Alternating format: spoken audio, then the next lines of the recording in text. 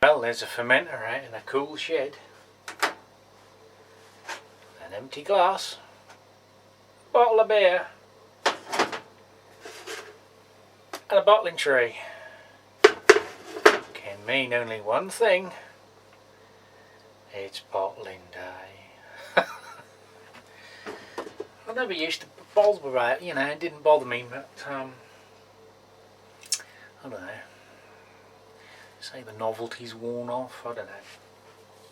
I just, well, I keep them all in store in the big shed out of the way, so they've got to be cleaned in the house first to get any spiders and dust and whatnot. So we're just going to run them through the steriliser, bang them on the bottling tray, drip dry, while I sterilise all the necessary equipment. I've got my siphon, my bottling wand,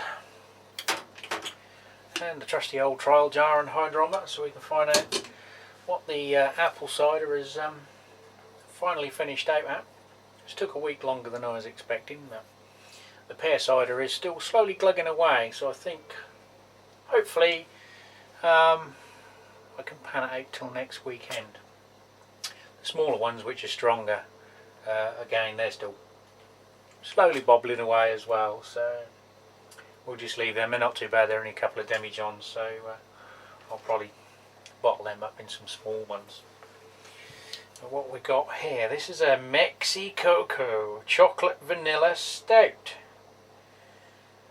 You're drinking an artisan beer from the Rebel Brewing Company.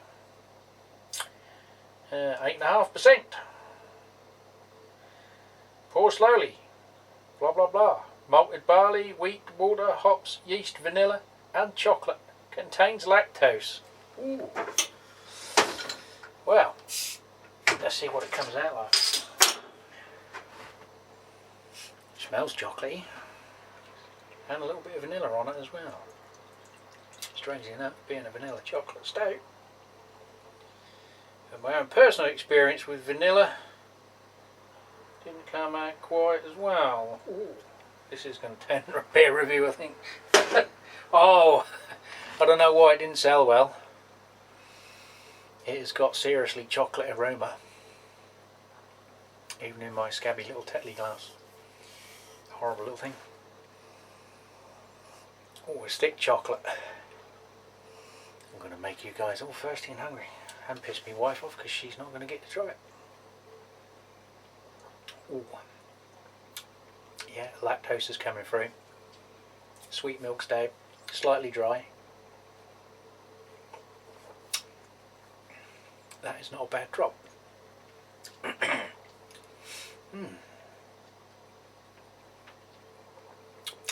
Little bit of fruit on it as well. Well, I'll fade you out here while I do all the boring stuff and then come back for a little more segment. Right, well, all the bottles are sterilised. I'm going to do some as a still cider and some as a sparkling, so obviously some will have sugar, some will. So I'm going to get the siphon ready and do a little trial jar sample, and we'll come back shortly. Well, just had a little minor interruption there, hence the slightly out of breath. Come back down here. Right, we're ready. Only hit a problem.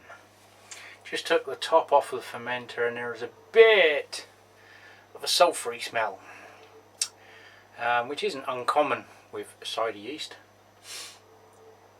but what it does mean is it's a bit risque to go from here straight to bottling. So what I'm going to do is just rack it into another fermenter to hopefully degas some of the sulfites off, and come back tomorrow and check it again.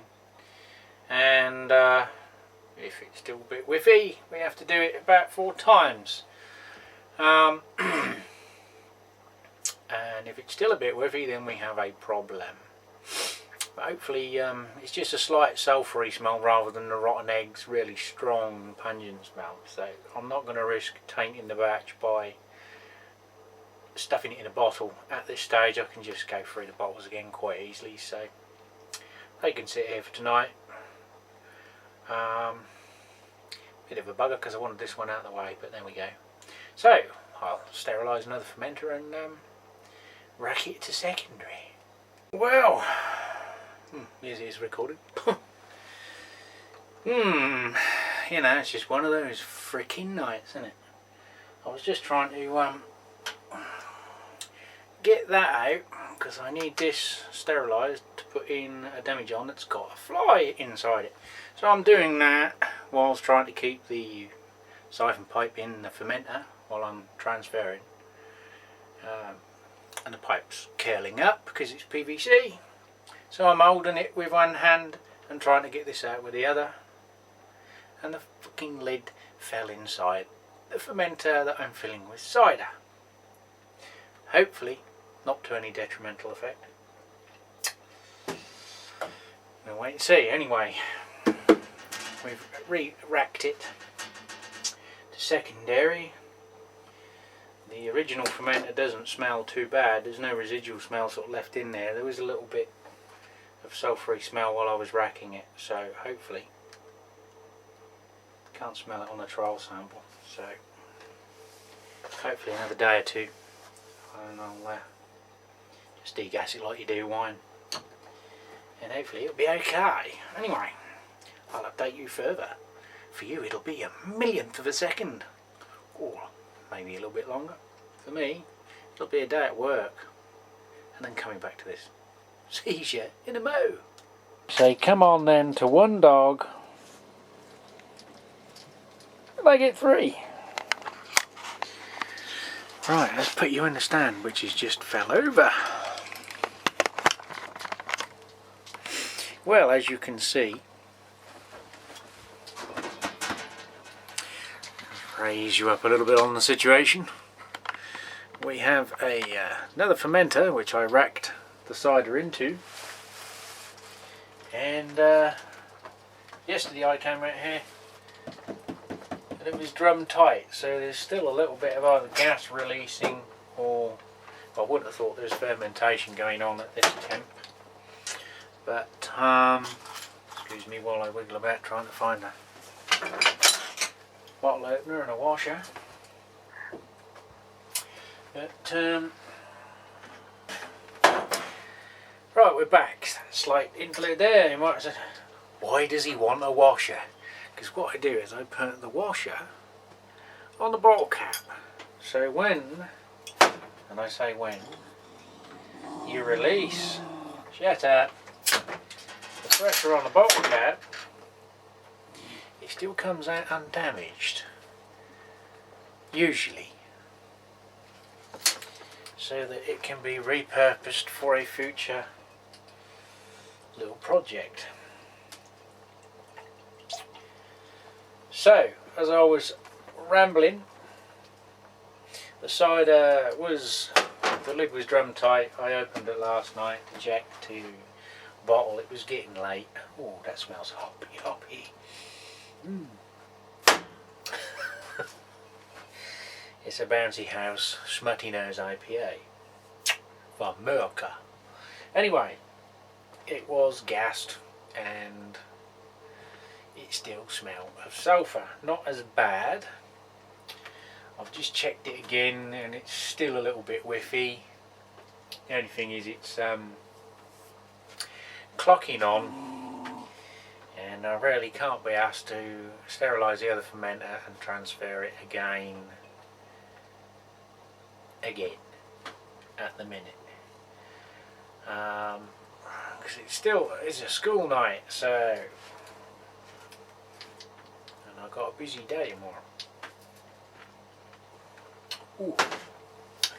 I think the fridge can go off. It's like drinking ice.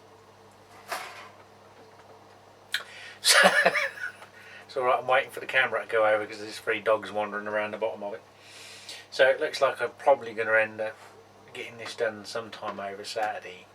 The pear is still fermenting slowly. Hopefully I won't have the same problem with that. I haven't stuck my hooter in there to find out, but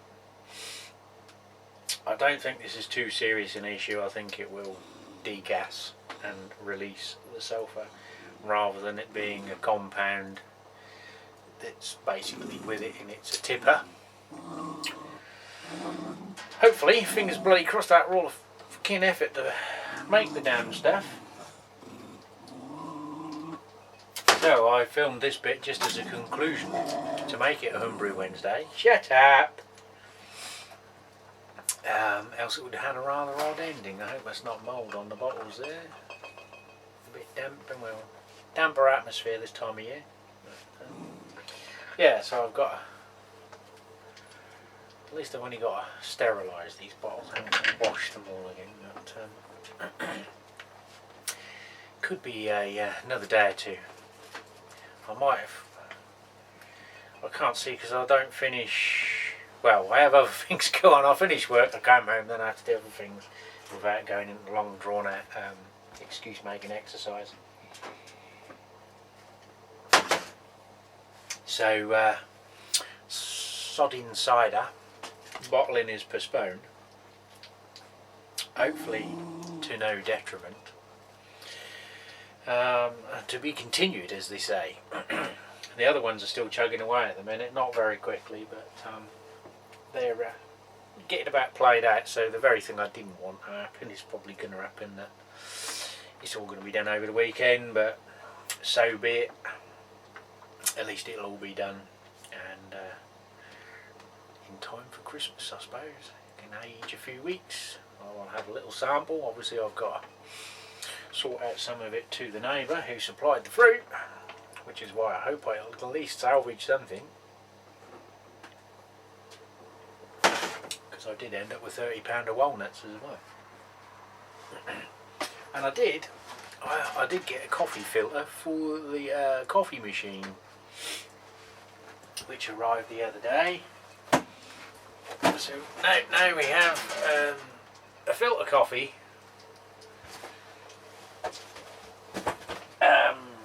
availability to process the coffee, as they say in the coffee making trade. So that's about it to make a Homebrew Wednesday for this week. No bottling. The dreaded bottling has been postponed. So I can't really tell you much else. I'm trying to get hold of, like this all the time. And I've just had the offer of another dog, a husky.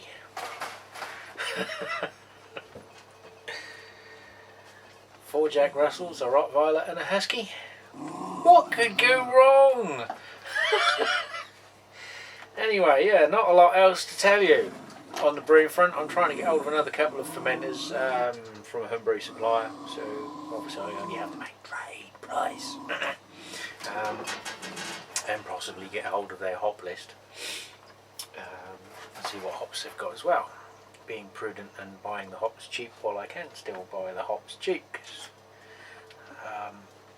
if you're following sort of what's going on in the brewing industry, the big boys are starting to buy hops in bulk because this year's crops have not done well, and they're basically swallowing up, being greedy, buying extra to cover their asses, which leaves the smaller brewers